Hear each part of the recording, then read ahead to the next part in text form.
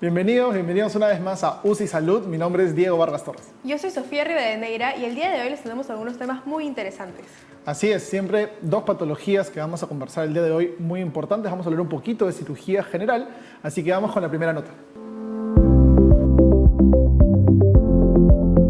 Las hernias abdominales se producen cuando un tejido, como parte del intestino, sobresale a través de un punto débil en los músculos abdominales.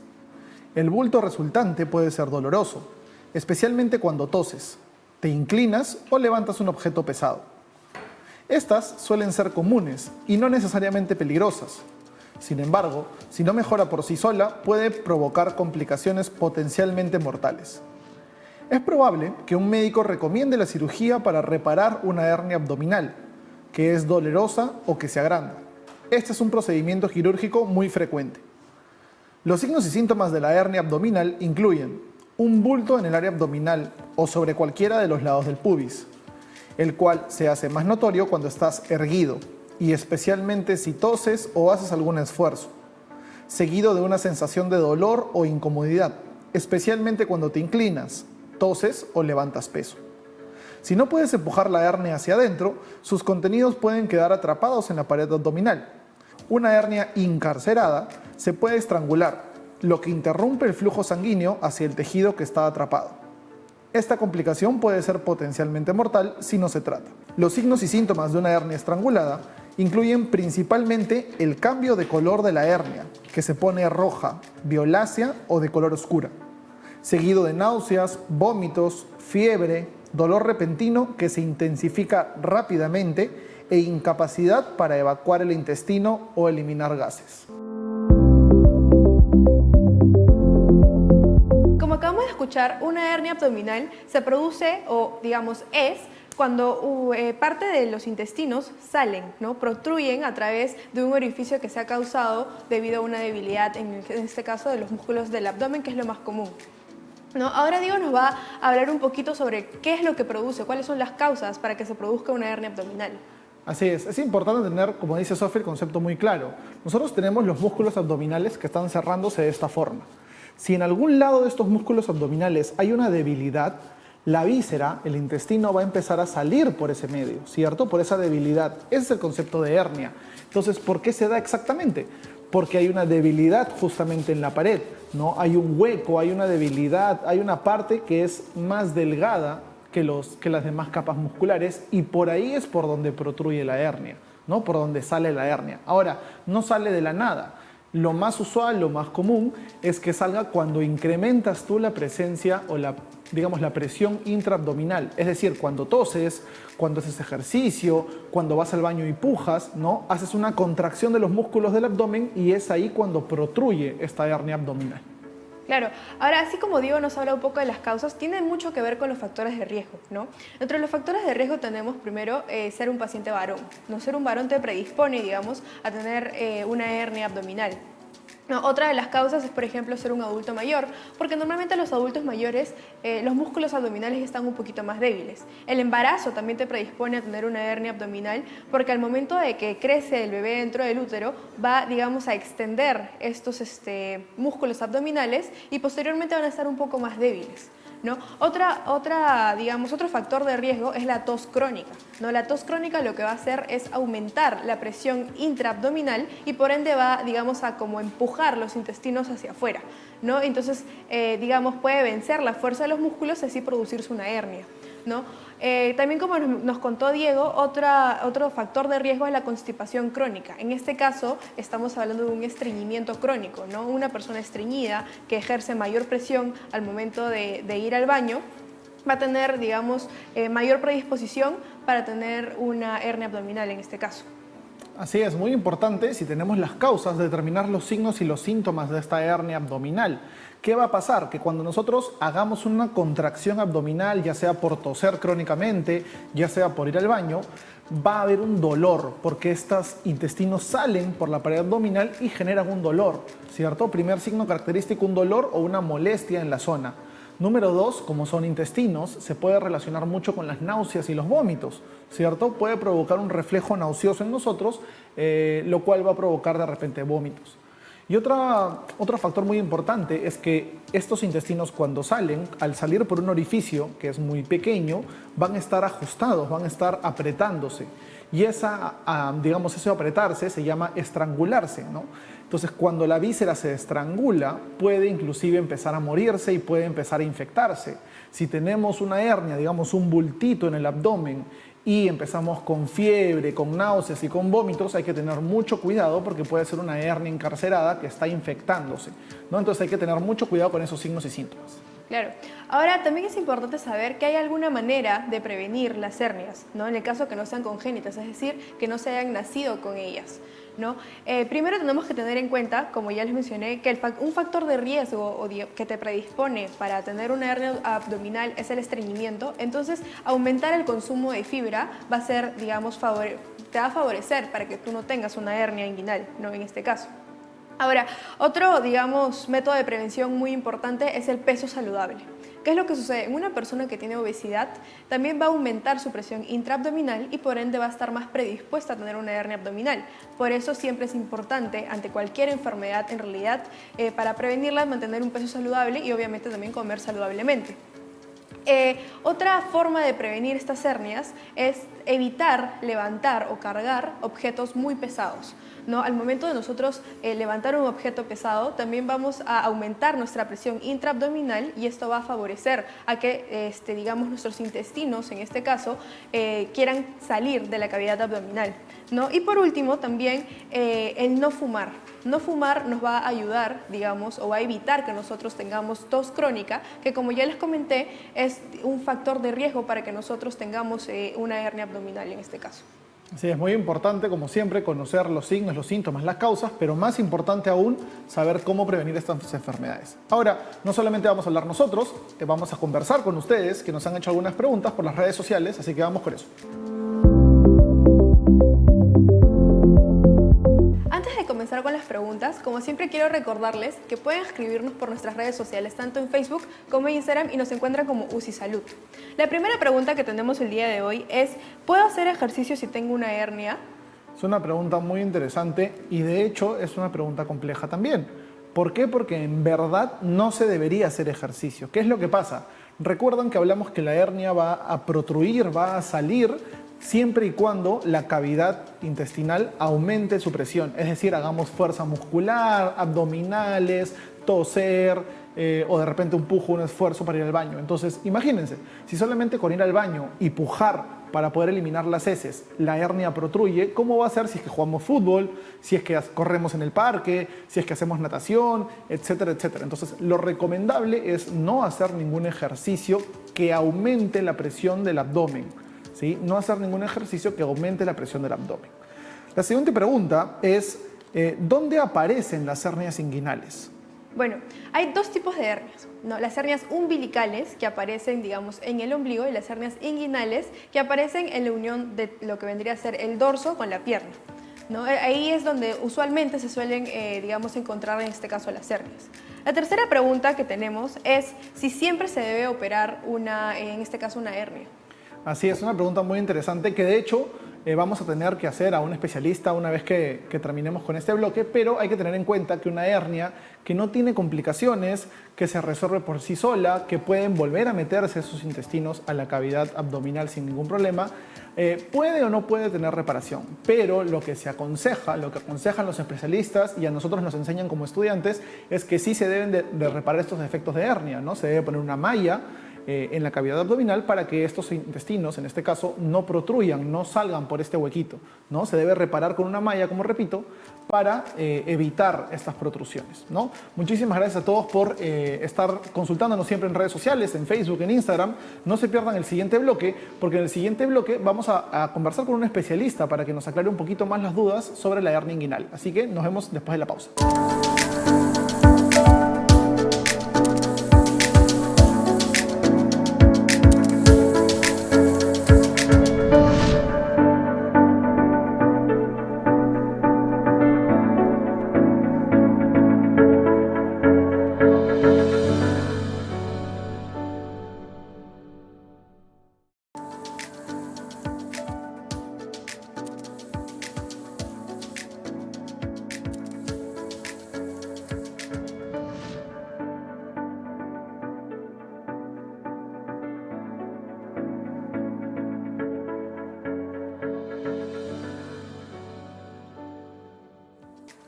hoy, para hablarnos un poquito más sobre los temas que ya tocamos, está el doctor Aldo Carranza, así que vamos con el invitado.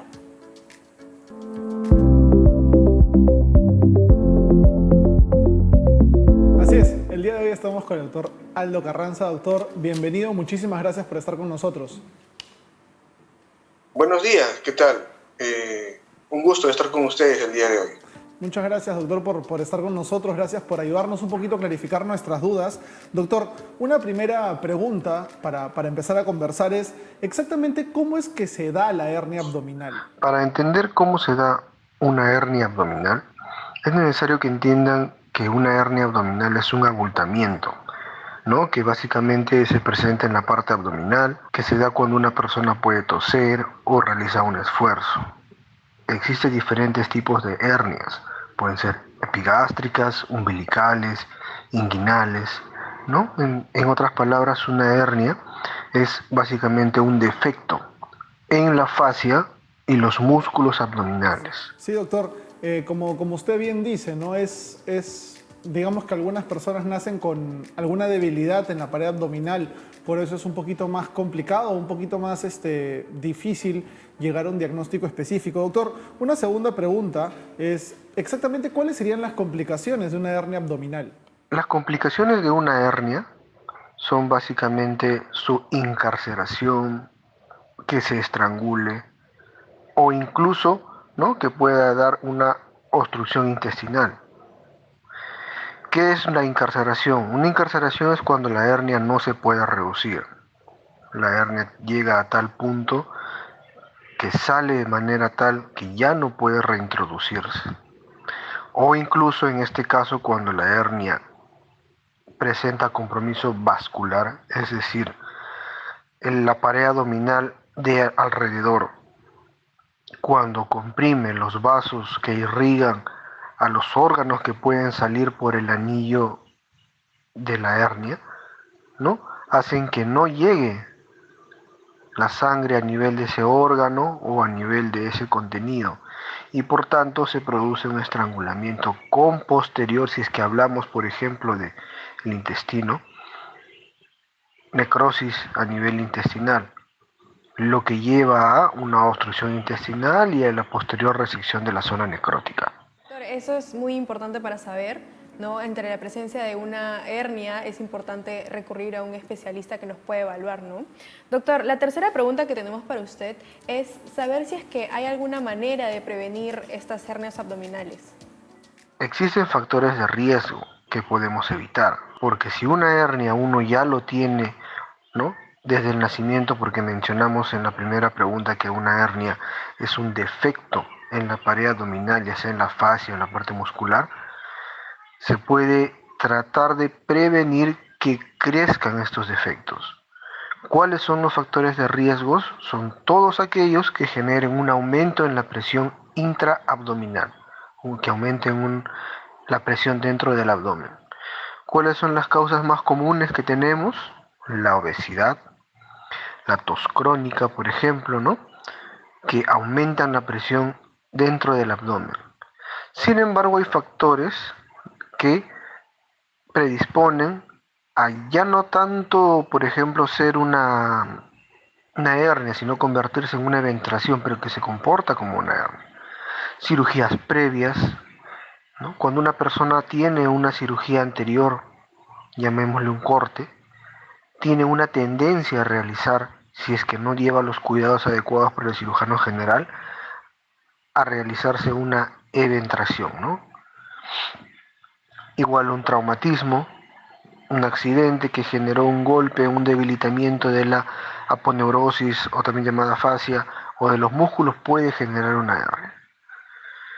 Por último, un factor que es prácticamente ineludible es el envejecimiento. Cuando existe el envejecimiento de la aponeurosis, de la fascia o de los músculos, existe un debilitamiento de la pared. Recordemos que a nivel del abdomen no existen huesos, no existe una cavidad esquelética que separe los órganos del medio externo. Solamente es la aponeurosis y los músculos. Por tanto, existe una tendencia a realizar hernias con el pasar del tiempo, ¿no? Muchas gracias por responder esta pregunta. Y una cuarta pregunta que tenemos para usted es saber cuál es el tratamiento para las hernias abdominales. El tratamiento de las hernias abdominales. Recalquemos que era un defecto en la fascia, en la pared, en los músculos, que en realidad 1 de cada 5 personas tiene una hernia. Sin embargo, el tratamiento puede ser desde prevenir factores de riesgos, disminuir lo que es el peso, ¿no? Evitar la obesidad, si es que hay una tos crónica, tratarlo, pero cuando ya la hernia llega a un punto en ser una hernia grande, por el cual protruye un contenido, lo que se hace es una hernioplastia, que es una cirugía muy frecuente. ¿En qué consiste la hernioplastia? La hernioplastia es reforzar la pared, el defecto, reducir el contenido que salía por la hernia y colocar una malla que sirve de refuerzo para poder evitar las recidivas. Antiguamente no se utilizaban mallas, se hacían las técnicas llamadas atención y había bastante recidiva, o mejor dicho, había unas hernias que volvían a salir. Muchas gracias por estar en este bloque con nosotros. Lo comprometemos para el siguiente bloque para también hablar de un tema muy importante, pero en este momento vamos a ir con nuestro bloque COVID, un bloque que nos va a ayudar muchísimo a clarificar algunas dudas sobre esta terrible pandemia. Así que vamos con eso, con el bloque COVID. Nivel de oxígeno tenemos circulando por el cuerpo. Lo normal, lo común es que tengamos entre 95 y 100%, es lo ideal, ¿sí? Ahora, por diferentes enfermedades podemos tener menos, 94, 93, 92, y lo cual no es normal, no está bien. Inclusive, si nuestra saturación es menor a 90, ya deberíamos tomar cartas en el asunto. Hablo netamente de los profesionales de la salud, de los médicos, ¿no? Deberían ya poner de repente oxígeno por la nariz, de repente intubar, dependiendo el nivel de la saturación de oxígeno. Ahora, ¿cómo me la puedo medir en casa? Es un poquito complicado medirla sin ningún aparato, ¿sí? Sin ningún aparato electrónico, ningún implemento médico, pero existen y venden en las tiendas médicas unos aparatos que se llaman pulsoxímetros, ¿no? Que sirve solamente para poner el dedo y por medio de la yema del dedo nos va a medir cuánto de saturación hay en nuestra sangre. Así que básicamente para eso sirve el saturómetro, para eso sirve la saturación de oxígeno y así se puede medir. Muchísimas gracias por estar en este bloque con nosotros y no se pierdan el siguiente porque vamos a hablar un poquito de la enfermedad hemorroidal, de las hemorroides, así que nos vemos después de la pausa.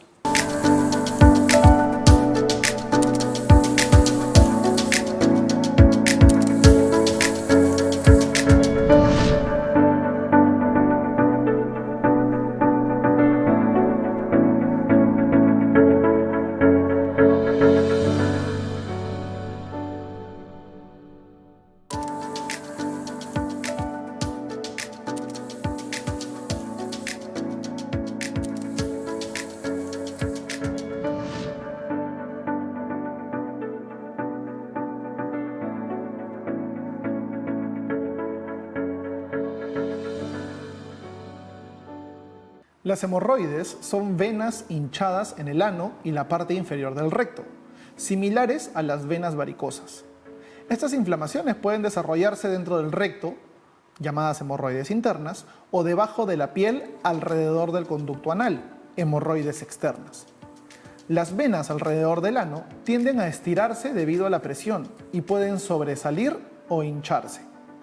Las hemorroides se pueden desarrollar por un aumento de la presión en la parte inferior del recto, debido al esfuerzo ejercido para evacuar los intestinos, por sentarse durante largos periodos en el inodoro, también por presentar diarrea crónica o estreñimiento, incluso por seguir una dieta con un bajo contenido de fibras o levantar cosas pesadas con regularidad.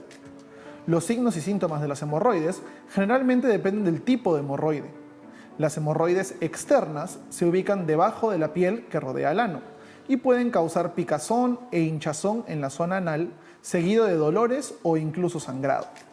Por otro lado, las hemorroides internas, ubicadas dentro del recto, no se pueden ver ni sentir y rara vez causan malestar, pero los esfuerzos o la irritación al evacuar los intestinos pueden causar sangrado indoloro durante las deposiciones. Si tienes sangrado durante las deposiciones o tienes hemorroides que no mejoran después de una semana de cuidado en el hogar, habla con tu médico de inmediato. Por otro lado, existen factores de riesgo que aumentan las posibilidades de sufrir hemorroides, como el envejecimiento. Esto se debe a que los tejidos que sostienen las venas en el recto y el ano pueden debilitarse y estirarse. También puede ocurrir durante el embarazo, ya que el peso del bebé ejerce una presión sobre la región anal. Bueno, como ya escucharon, el día de hoy vamos a hablar sobre las hemorroides. No, el término correcto es enfermedad hemorroidal. ¿Por qué? Porque las hemorroides de por sí son unas venas que sí se encuentran en el canal anal, pero que no necesariamente siempre van a producir molestias, ¿no? Cuando estas venas se inflaman o digamos crecen y hasta protruyen por fuera del ano, ahí sí estamos hablando de una enfermedad hemorroidal. Ahora Diego nos va a hablar un poco sobre las causas, ¿no? de esta enfermedad. Así es, como explicó Sofi, la enfermedad hemorroidal no es lo mismo que las hemorroides. Las hemorroides son venas comunes y corrientes y la enfermedad hemorroidal es cuando nosotros aumentamos la presión en esa zona, al igual que en la hernia abdominal, ¿no? Si aumentamos la presión en la zona perianal, estas hemorroides, estas venas hemorroidales, van a empezar a inflamarse e hincharse. Ahora, ¿cuándo es que aumento la presión ahí? De repente cuando vamos al baño, cuando estamos largo tiempo sentados en el inodoro y pujamos muchas veces, eso va a aumentar la presión intraabdominal. Algunos pacientes, por ejemplo, que son estreñidos, ¿no? Que viven estreñidos, tienen que hacer mucho esfuerzo de pujo para poder evacuar las heces. Ese es un factor de riesgo y una causa de la enfermedad hemorroidal. Otro, por ejemplo, puede ser el embarazo, ¿no? El bebé tiene un peso que está sobre la madre, entonces va a haber un aumento de presión también a nivel de la región anal. Esas son algunas de las causas más frecuentes de la enfermedad hemorroidal. Claro, ahora les voy a explicar un poquito sobre los signos y síntomas, ¿no? ¿Cómo sé yo si es que tengo un hemorroides? Primero, es muy común en un paciente con hemorroides que haya un sangrado. No, usualmente el sangrado es leve, no es, digamos, al momento de limpiarnos después de ocupar el baño, vamos a ver algunas manchitas de sangre en el papel, ¿no? Pero este sangrado también puede ser, digamos, mayor, ¿no? Y en este caso sí es necesario acudir a emergencias y comentar lo que está sucediendo, ¿no? Otro de los síntomas, que podemos presentar o que podemos sentir es la picazón. No es una picazón, digamos, en el ano y va a causar mucha molestia, ¿no? En el paciente. También, dependiendo del tamaño, en este caso de la enfermedad hemorroidal, también vamos a poder tener una sensación, como una sensación de un bulto, ¿no? En el canal anal. Otro síntoma, en el caso de una hemorroides un poco más complicada, una hemorroides, ya estaríamos hablando de hemorroides estrangulada, podemos sentir dolor, ¿no? Un dolor muy intenso, un dolor que impide que nosotros nos podamos sentar, y en este caso sí es necesario ir a emergencias para que nos puedan atender oportunamente. Así es. Muy importante no solamente identificar las causas y los signos y los síntomas, también identificar cómo podemos prevenirla, ¿no? Si la enfermedad hemorroidal se da por el aumento de la presión al momento de ir al baño, el aumento de la presión intraabdominal, hay que ver cómo podemos mejorar eso. Primero, mejorar el estreñimiento, ¿cierto? Tratar de comer mucha más fibra para evitar el estreñimiento. Número 2, un factor de riesgo muy importante también es el sexo anal, ¿no? Tratar de evitar el sexo anal porque el sexo anal puede dilatar inclusive las venas hemorroidales también, ¿no? Disminuir el levantamiento de peso. Si yo soy una persona que tiendo a hacer hemorroides, a hacer enfermedad hemorroidal, evitar levantar peso porque al levantar peso voy a aumentar la presión intraabdominal y voy a causar que esas hemorroides salgan y empiecen a doler un poquito más. Entonces es muy importante también tener esto en cuenta para la prevención de las hemorroides. Pero como siempre, no solamente hablamos nosotros, sino también ustedes. Así que vamos a ver las consultas que nos han hecho por redes sociales. Muchísimas gracias a todos por los que nos han escrito, nos han preguntado. Recuerden que nos pueden seguir en Instagram y en Facebook, estamos como UCI Salud. La primera pregunta del día de hoy es, si consumo más fibra, ¿puede desaparecer mi hemorroides? Bueno, esta es una pregunta muy interesante porque hay que tener en cuenta que existen ciertos grados de hemorroides, ¿no? Y de acuerdo al grado de hemorroides que tú presentes, va a ser el tratamiento que el doctor te va a indicar. Hay que tener en cuenta que siempre el tratamiento tiene que ser indicado por un médico especialista, no por un farmacéutico o, como siempre repite Diego, por la comadre o por el vecino. Siempre tienes que acudir a un médico que te pueda dar el tratamiento oportunamente. Si tu grado de hemorroides es muy leve, lo primero que te va a decir el médico es tomar medidas higiénico-dietéticas. ¿Qué quiere decir esto? Primero, que empecemos a comer más saludable y empezar a evitar lo que puede, digamos, producir estas hemorroides, ¿no? Por ejemplo, el estreñimiento es una de las causas del hemorroides y al consumir más fibra estaríamos, digamos, resolviendo esta causa y, por ende, también favoreciendo a la resolución del hemorroides. Ahora, nuestra segunda pregunta es: ¿se puede reventar la hemorroides? Una gran pregunta, porque acuérdense, como mencionó Sofía hace un ratito, la hemorroides tiene grados, desde el muy leve hasta el más complicado. Esa hemorroides complicada, acuérdate que la enfermedad hemorroidal es una inflamación de la vena hemorroidal, ¿no? De la vena hemorroides. Entonces, si se inflama tanto, va a llegar a un punto en que no se va a sostener. Es como un globo, le damos mucho aire, pero en algún momento ya no soporta más aire y se revienta. La hemorroides también puede pasar lo mismo, se inflama tanto, tiene tanto roce por la presión que se le da, que puede llegar a reventarse y causar un sangrado bastante profuso. La última pregunta, Sofi, es si es que la enfermedad hemorroidal puede causarme problemas intestinales. Claro, muy importante tener en cuenta, como ya les mencionamos, el grado de hemorroides que tiene el paciente, ¿no? Si es un grado de hemorroides donde ya siente, digamos, dolor, donde ya siente molestia al momento de ocupar el baño, entonces sí puede causar problemas intestinales como por ejemplo el estreñimiento, ¿no? Entonces es muy importante, y les vuelvo a repetir, que ante un signo de hemorroides acudir al médico para que nos pueda dar el tratamiento oportuno y evitar cualquier complicación que ésta se pueda presentar. Así es. Muchísimas gracias a todos por las consultas que nos hacen en redes sociales, por seguirnos, por estar sintonizando el programa. No se pierdan el siguiente bloque porque vamos a tener un especialista, el doctor Carranza, el cual nos va a hablar un poquito más sobre hemorroides, así que nos vemos después de la pausa.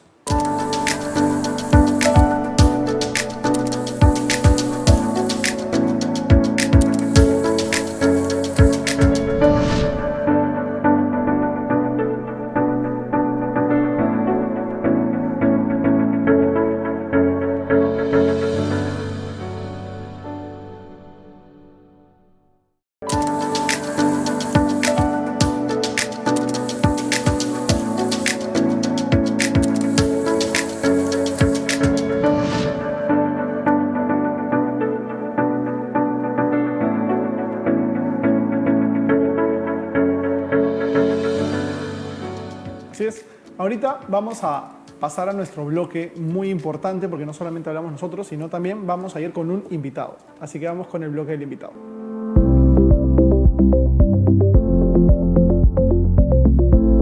Bueno, el día de hoy, y para hablar un poco más sobre hemorroides, tenemos nuevamente al doctor Carranza, que nos va a aclarar algunas dudas que tengamos. Doctor, la primera pregunta que tenemos para que nos pueda ayudar es si puedo vivir con hemorroides por toda mi vida. Para entender si una persona puede vivir con las hemorroides, es necesario entender qué es una hemorroide. Las hemorroides son venas básicamente hinchadas a nivel del ano y que corresponden incluidas a la parte inferior del recto. Es algo similar a lo que son las venas varicosas. Por tanto, existen hemorroides internas o hemorroides externas. Una persona podría vivir con una hemorroide dependiendo del tamaño, dependiendo de las molestias y dependiendo de las complicaciones que esto trae. Sin embargo, cuando las hemorroides crecen, cuando las hemorroides sangran, cuando las hemorroides dan dolor, esto ya se convierte en un problema tanto de fastidio como de salud.